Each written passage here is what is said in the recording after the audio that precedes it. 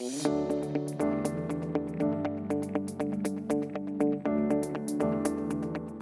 always had, I've always would draw and paint as a young kid.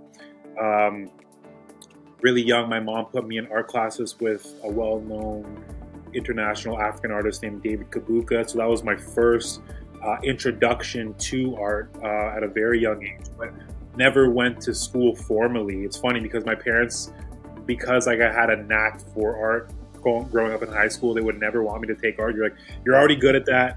You got to do something else, you know. But sometimes when something calls you, it kind of like slowly just brings you back over time.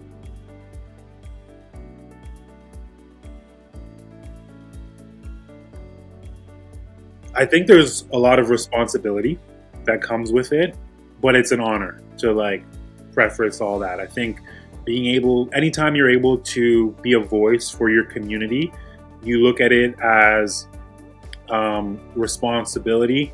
You look at it as an opportunity to represent them to the community at large in the best way possible, both on a local stage, but also in this case, a national stage, and being able to have that sort of conversation both with historical elements of the artwork, but also to the artistic side and the artistic conversation that comes with that. I think it's really important and something that I'm going to look to tackle within this artwork and be able to bridge both a historical approach to the artwork, but also a contemporary lens and being able to tell a story and a narrative in that way.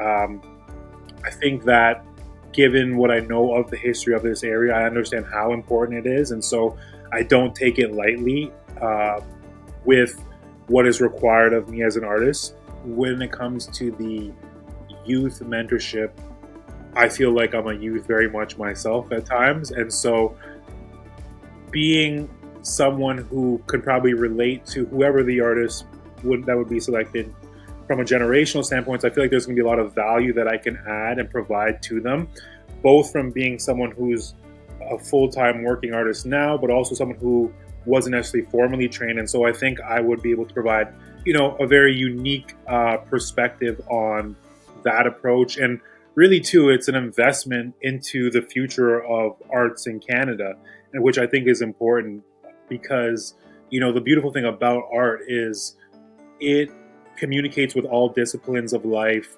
mathematics, you know, psychology, sociology, all these things like that.